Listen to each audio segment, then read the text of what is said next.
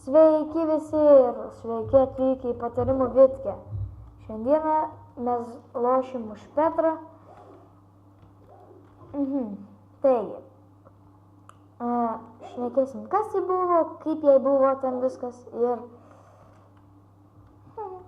Taigi, prie skilų. Beje, Petra yra antra labiausiai nutuojama klasė. Taigi, jūs turite įsikabinti jo kaktą, perskristi ir pjauti. Čia labai lengvas judesys, kurį bet kas turi žinoti. Bet gerai ant jo veikia Petra kažkodėl. I'll take you down to Funky Town! Žiūrėk, pašokat, įsikabinam antrą kartą ir perpjaunam. Čia yra pagrindinis Petros veiksmas. Pavyzdžiui, stebim.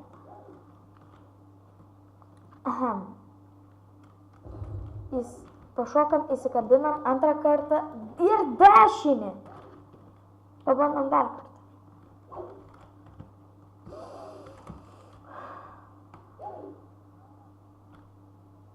Zuminim.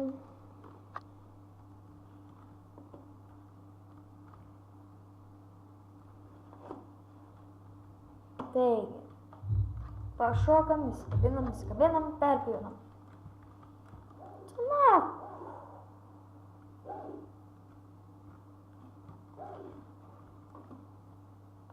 Pašokam, įsikabinam, dešinį. Biški per toli buvo. Pašokam, įsikabinam, dešinį. Baig tu pėti, tu blemba. Pinigą pametai, tu bomžė. Dingo bomžui litas.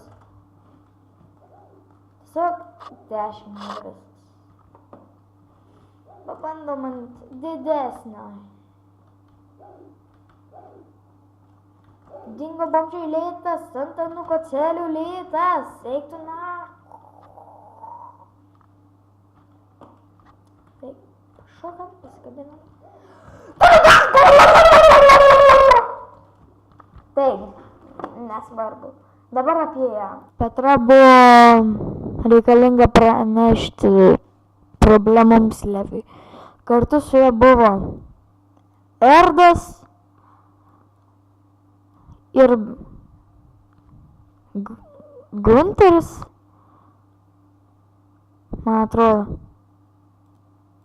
Taigi, Petra po kiek laiko su Leviu išvarė į mirtį. O kas buvo vėliau?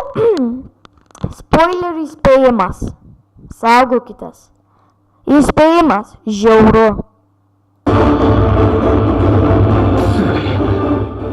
方が一方的にしかも声掛けなしでいきなりあんな連携が取れるなんてきっと仲間同士で信じ合ってるから可能なんだああやって困難を乗り越えてきただから軍太さんを失った直後でもあんなに強い進もう振り返らずにみんなを信じて進めばきっとそれが正解なんだ俺にもやっと分かった俺には分からないずっとそうだ自分の力を信じても信頼に足るなるすぐそのラジオ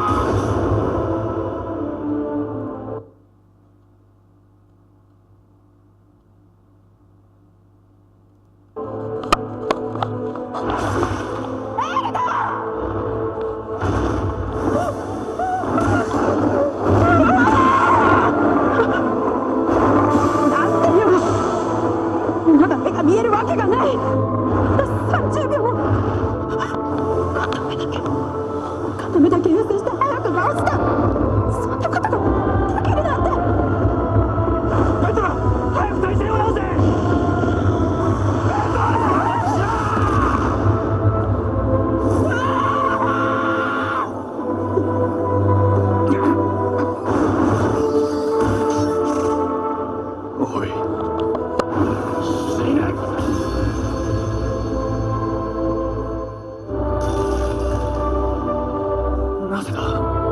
刃が通らねえ。